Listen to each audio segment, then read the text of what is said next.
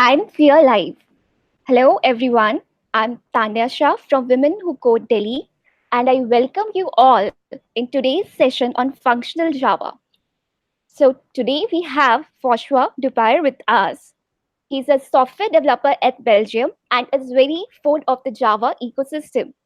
Besides, he writes for Beldam, which he finds very interesting and enriching. Also, we have Mala Gupta, Women Who Code Delhi director, with us. She is developer advocate at JetBrains and a Java champion. Before we start, please note that we'll be taking up questions in the end. And for this, you can use the live chat box towards the right of your screen.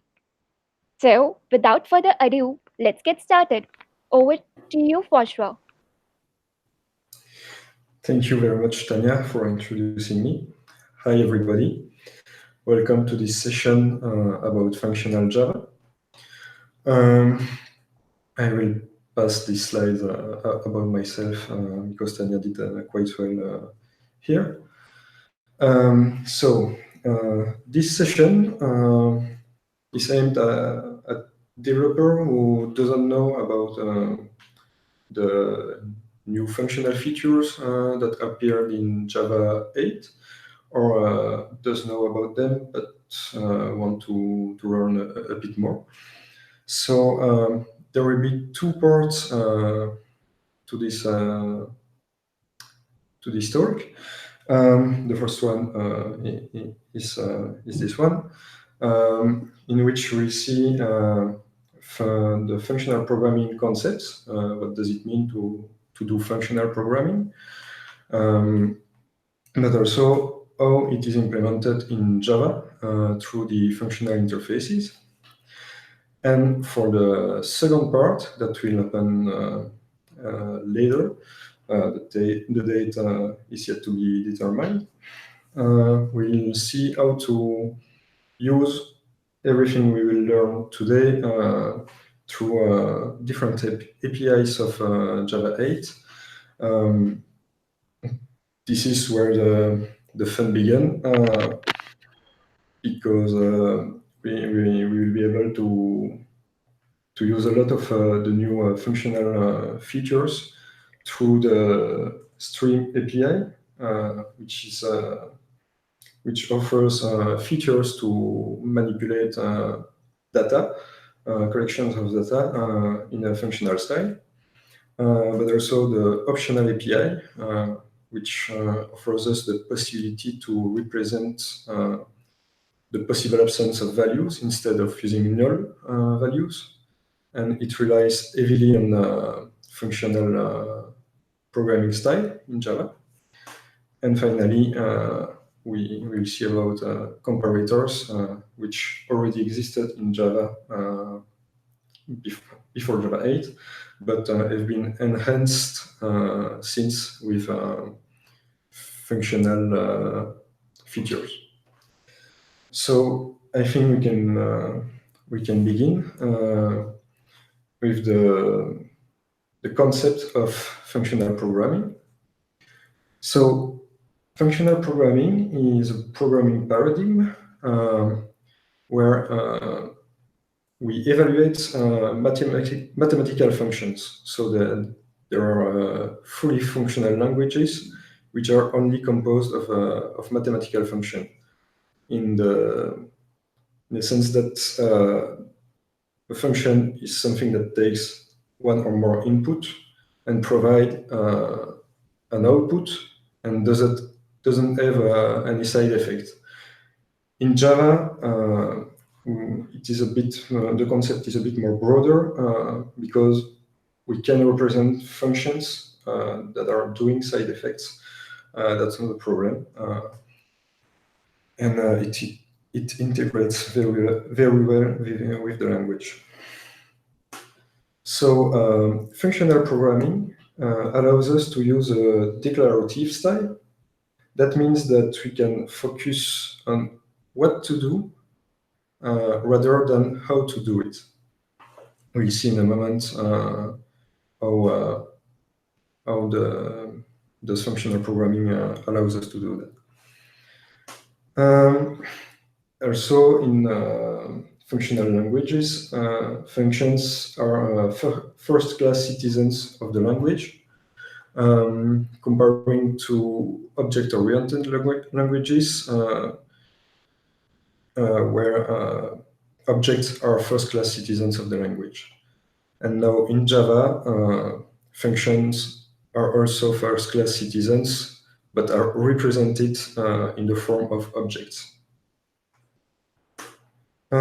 So before Java 8, it was possible to do functional programming in Java, but we had to do it ourselves, so with homemade functions, as we'll see in a moment, or through libraries like Guava, who provided objects representing functions. I will show you how to do that just now. So I will be live coding a lot today, and using a lot of shortcuts from the IDE. These shortcuts will appear at the bottom of the screen, so you can see what I did with the shortcuts. So here you can see we have a list of people, Robert, Anna, and Kevin, which besides their name also have an age. And I will begin with an example illustrating how functional programming can help us doing better code and factorizing some code. So let's imagine we want to gather the names of the people here. In Java, before having functional features. So we'll probably do something like this. Get people names. I will just create a method here that takes the list of people as input and return their name. So here we have a result list. There, this.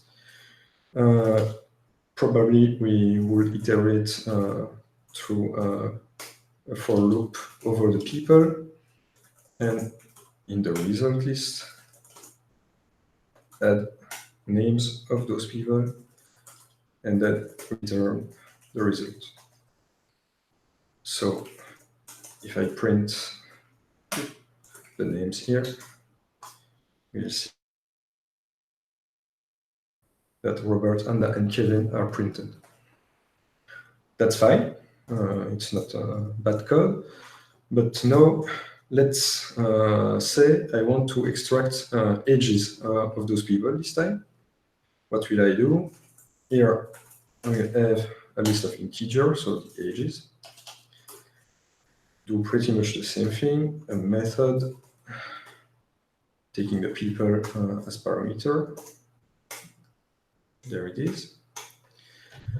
And to illustrate what I want to show you a bit better, I will just copy paste the code of the previous method here and change the bits that are different to obtain the wanted result.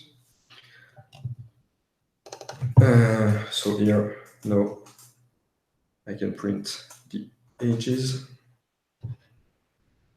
So you see it works perfectly fine.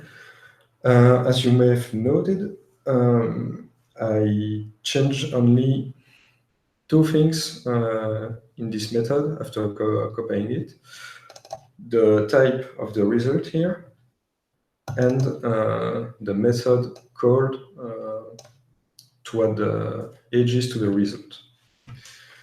It would be nice to pass the required behavior, so get name or get age, to the method, and have only one that iterates through the list, extract the information according to what we pass in parameter, and return a result. We can take care of the types with the generics here. So that is what I will do here with a homemade function. So homemade function will be an object representing a function, so an object that holds a behavior inside it. So here we go to our homemade function. As you can see, I put two generic types here, one input type and one output type. Sorry. And so to encapsulate a behavior inside of that object, I will just create a method here that I will call apply, which takes an input of type T and returns an output of type U. And so through an anonymous class, I will be able to specify what the apply method must do. That's what I will do here. So I will gather names once more with a get people info method this time that takes a people and a get name function. A made function that takes a person and returns a name, so a string. So how can I do that? I do that here. IntelliJ is filling the lines for me. So I have an anonymous function, anonymous class, sorry, of homemade function. And I have to implement the method apply with the behavior I want to pass around.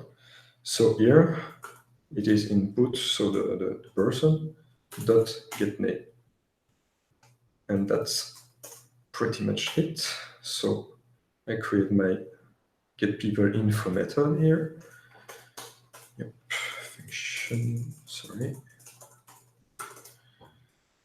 And so I will do pretty much the same thing as before.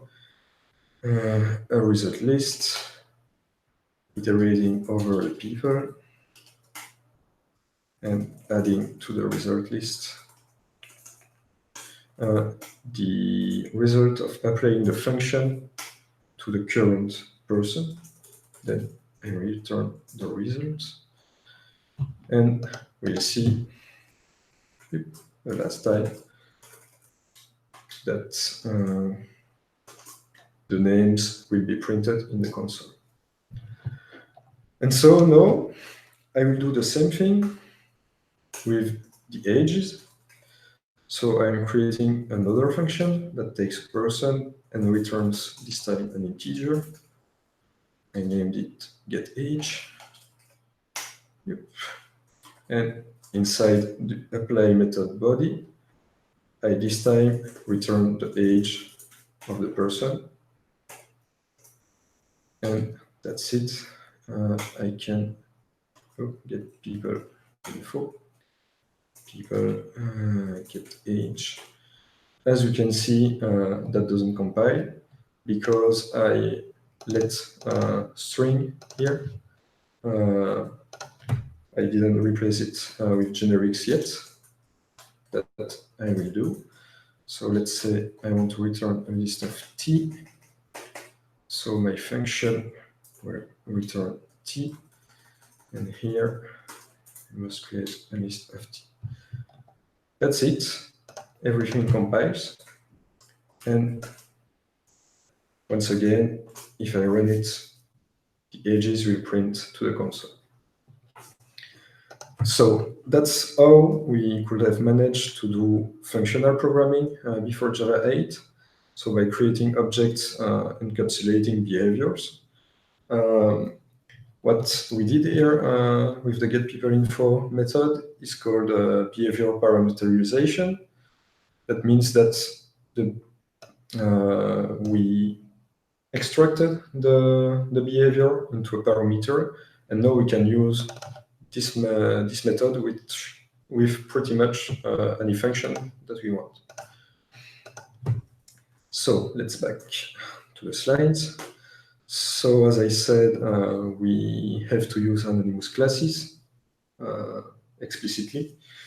That is before Java 8, though. But since Java 8, Java provides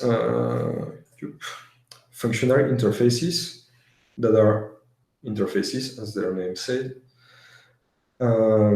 representing functions. So that's what we did here, but the Java language now holds its own function objects. There are several kinds, you'll see that later. But as anonymous classes are heavy to use, are a lot of code lines, Java also provides another mechanism that is lambda expression, that is the possibility to have an anonymous function. And the language also introduces method references, that is the possibility to use an existing method as a function. We'll see that just now. So I will copy paste this method once again, and I will use the function object, function interface of Java. As you can see, the body of the method can stay the same. We'll do nothing different that we did before. So I can, like with our homemade function, with h2, do an anonymous class like this, person.getAge. Okay, that's it. And now get people info, people get age 2. But that's not really an improvement regarding our homemade function. But Java provides us another mechanism that is lambda expressions, as I said earlier. Lambda expressions that are in the form of this. So I take a person and I return its age. And so that's it. We transform the 5 or 6 lines of the anonymous class in a one-liner saying, okay, I have a person and I want to return its age. Lambda expression can also specify a block of code, and then we have to specify the return keyword here.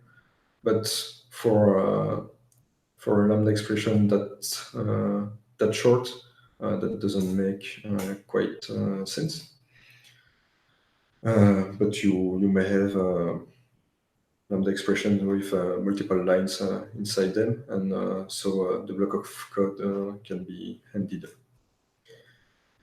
And the last possibility is to say, okay, I want to call the getAge method of the person class. That is a method reference that say, okay, I have now a function that takes person and returns an age. I can print the ages in the console, but you will see the output doesn't change. So that's for the big picture of Java functional features. Now we'll dive in the functional interfaces. We'll see the main ones of them and see what it means to be a functional interface. So, functional interfaces are representing functions, as I said earlier. There is several kinds, so a function that we just saw, but also predicate, consumer, supplier. We'll see them in a moment. But not only the interfaces implemented in the language can be considered as functional interfaces, or custom classes can meet the definition too, on two conditions: that they are interface, that's the first one, an easy one, and that they have only one abstract method. So it may not seem clear why I insist on the abstract method here, because we are talking about interfaces, and interfaces normally only have abstract methods. But since Java 8, it's possible to define default method implementation on an interface with the default keywords and a method body. So the condition here makes sense. We may have a few methods on the interface, providing that only one is abstract. It can be considered as a functional interface. To enforce those conditions, Java created the functional interface annotation, which generates compiler error when conditions are not met. We'll see that with the homemade function we created. So I can annotate it with functional interface. Everything seems okay. But now imagine I want to create an end method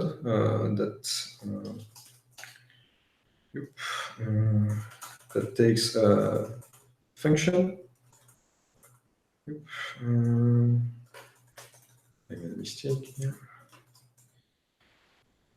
If that's it. After. Sorry.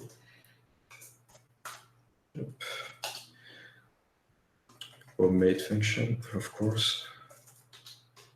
Here we are. So now I have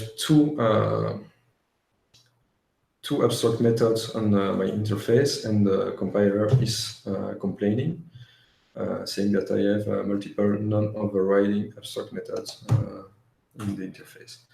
So I can just, to do that, implement it thanks to the default keyword, and that's pretty much it. So the idea here is to have an input, return after, apply this apply input if I'm right. That's it. So what did I do here is that I created a method that takes another method as a parameter and joins it to the current method, to the current function.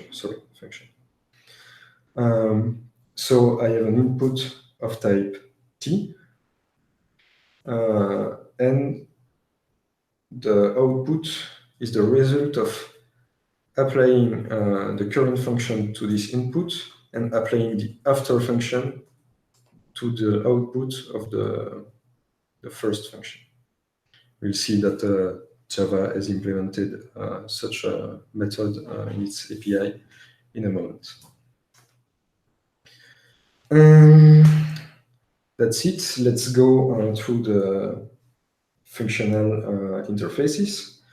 Let's start with function, which you begin to know well now. So there is the apply method, which is the abstract one, which is the same as our own made function. So it takes an input and returns an output.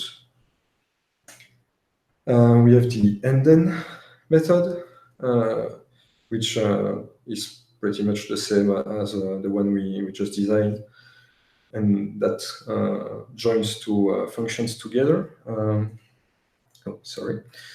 I have an example to show you how that works. Okay. I won't get the people ages once more. I think you know how this works. I will need the function that is doing that. Let's imagine now I want from the age of the people extract the year of their birth.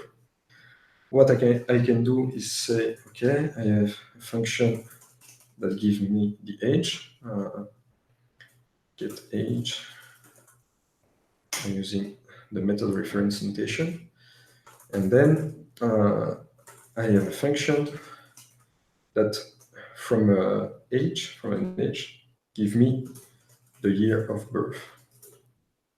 I don't know if you are familiar with year object. The year class is part of the Java 8 API 2 and the new Java type API. It just represents a year. So the idea here would be to say, okay, I have an age, and to compute the year, I will take the current year and subtract the age. That can be wrong according to the month of birth, etc. But that's not the point of the method here, the function here, to be that precise. And so if I say, okay, I want the list of years of the years of birth of the people, I will do get people info, people get age, and then get year of birth. Here it's complaining because I didn't put static here. That's okay. And so by doing this, I say, okay, I want to get this info from people. So do get age and then get year of birth, from that age. And so if I do that, we'll see the years in the console. That's it. So that's a way to chain functions together. Yep, I just did that. There is another way to do it. It's the compose method. It's pretty much the same thing as the previous one. It takes another function and makes a third function from the current one and the one passed as a parameter. But it composes them in the sense of mathematical function composing. That means that the function passed as a parameter is executed first. What this means in our example, if I want to do to achieve the same goal I did just before with composition, I must say, okay, get year of birth dot compose get age. So it's the other way around, and we'll have the same result. Yeah, that's it. So that's all for the function interface. So let's remember there is one abstract method. This is apply, and the two other one have default implementations. Now let's talk about predicates. Predicates are like functions, but instead of returning a type, any type, they return a boolean. So they takes an input and returns a boolean. The abstract method here is named test, which is the convention chosen by the Java language creators. So let's see how to leverage predicate feature. Yep. Let me put the static here right away. So here is our list of people with one more person, Amelia. And let's say I want to gather all the people that are older than 40. So what we can do here is use this method I created. So that takes the list of people and a predicate. As you can see here, we are iterating over the people. We test that the predicate returns true, and if it does, we add the person to the result.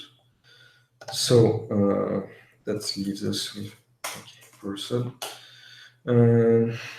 people older than 40, get people matching, people, and then here I say, okay, I have a person, the person have an age, and I want the age to be greater or equal to 40.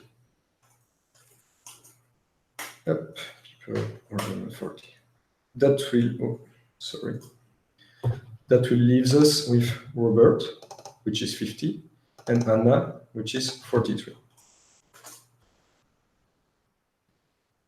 And that's what appears in the console. So that's for the test method, so the abstract one. In a similar way of the function class we saw before, there are composing methods, beginning with the AND method, which creates a conjunction with this predicate and the one passed as a parameter. It's a logical AND, so nothing complicated. So here, let's say I want to gather people older than 40, but having also short names that is less than, let's say, 5 characters. What I can do here is create, that's it, a predicate object here. I will need it. Then another one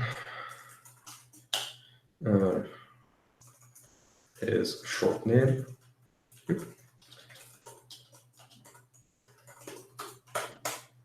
Links. That's it. And so list person, people older than 40 with short names. That's quite long, sorry. I can say, okay, get people matching. I pass the list of people and I say people must match older than 40 and as short name. And that's it. Yep. We won't have Robert anymore in our list because his name is 6 characters long. In a similar way, we have an AND method. We also have an OR method. which does the same thing but with disjunction of the predicates. So I can do, sorry, the same here. I will take people older than 40 or having short names. And so here I must replace and with or. Yep. That's it. And so I will have Anna, of course, but also Kevin, which is 16 but have a short name. Yep. And Robert, because he's older than 40, of course. Okay.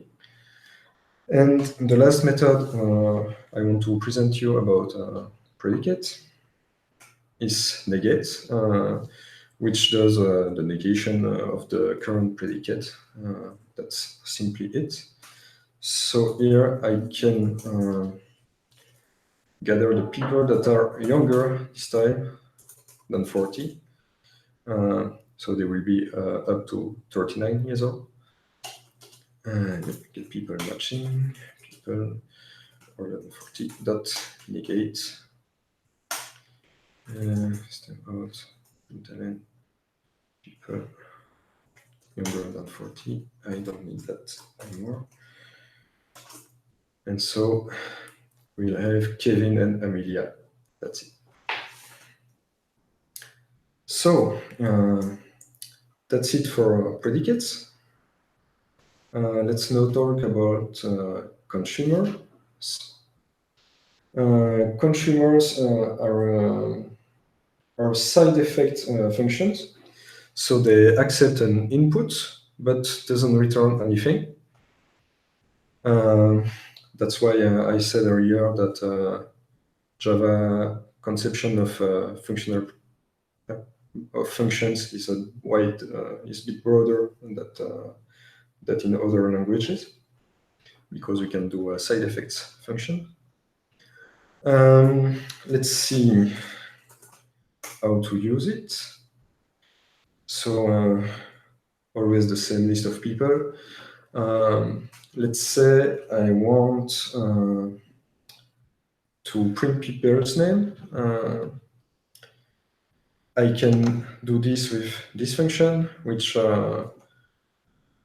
takes always a list of people and a consumer of person. And that consumer will be used inside a loop here. So if I specify consumer print name, that said, okay, system out println per, I forgot to do the lambda here, person.get name, that's it. And I do this, of course, the static, control people info, people print name. So no surprise here, we should have all the names of the people printed in the console. That's it. Yep. So basically, there is no nothing returned here with the consumer. As I said earlier, it is only a side effect. Live function, the consumer has an endem method that allows us to chain consumers together. That works pretty much the same way as the endem method of function. So let's say here I want to print people names, but also gather the people into a list. Why not? That is relatively not much interest, but it's for the demonstration purpose. Gather people. array list. So here I'm creating a new empty list. Okay. I'm also creating a new consumer of person gather that says, okay, I have a person and I want to add it to the gathered people list. As you can see, IntelliJ is yellowing this. Generally, that means that this can be improved. And as a matter of fact, instead of using a lambda, we could have used method reference here. That's a peculiar one because you are calling a method reference on an instance of an object, here the gather people list, and you are calling the add method on it. What does it say is that, okay, I have a method that takes as parameter person and that I want to execute on this particular instance of object. So consume people info, print name, and then gather. This time, println gather people. So this will print the names of all people, put them into a list, and then print that list to the console. Of course, it printed the name twice because I have two calls to consume people info. So as you can see here, the people list have been printed as well. That brings us to the last functional interface I wishes to see with you today. There are a lot more, but these are the main ones. It's the supplier interface. That's quite the opposite of the consumer interface because it doesn't use an input and returns a value. So here we are. To illustrate this, I will take this time the list of people names only, and I will generate a list of people from this by generating their age with the random object. That is it, random, okay. And I will create a supplier of person. No, supplier of integer, sorry, because I will generate ages.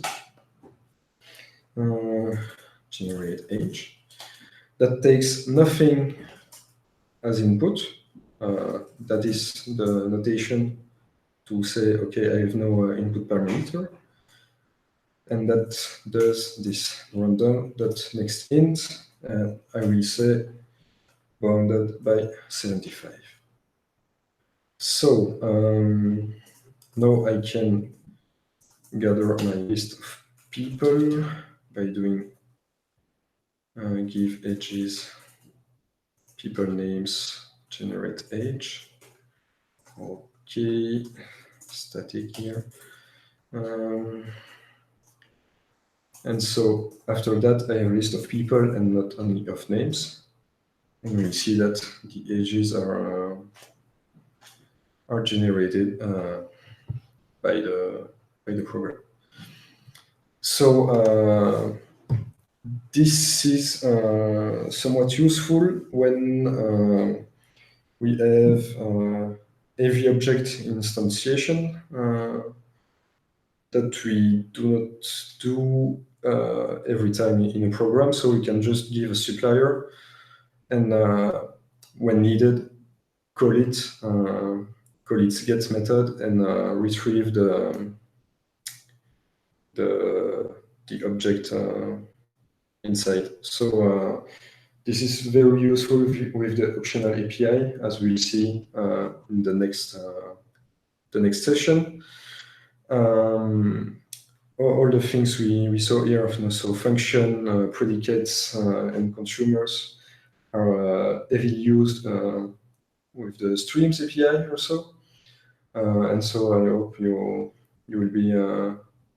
will be excited to join the next session because we'll put in motion everything we learn here with the very cool stream and optionals API and also the comparators API, which have been really improved since Java functional features appeared.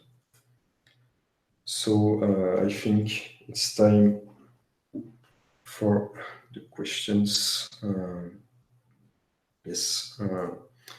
Here are a list of the sources I used to make this presentation. If you want to have a look at them, Modern Java in Action is a book. It's really interesting, though I'm not yet at the end, but so far it's really good.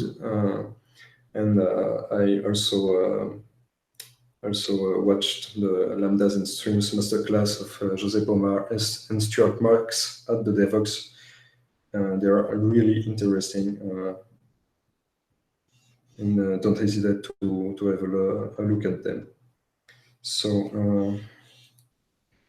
I will go to the live on YouTube if it let me. Functional Java. Yep. Okay. So live chat.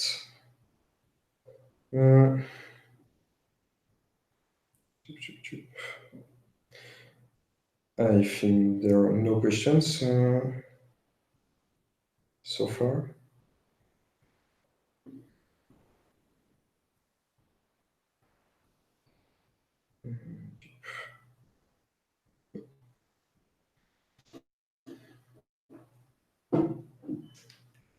Thank you, Poshwa, for such a great session. We will host the second part of the session soon. And please follow our Twitter handle, women who code _Delhi, and stay tuned for the further updates.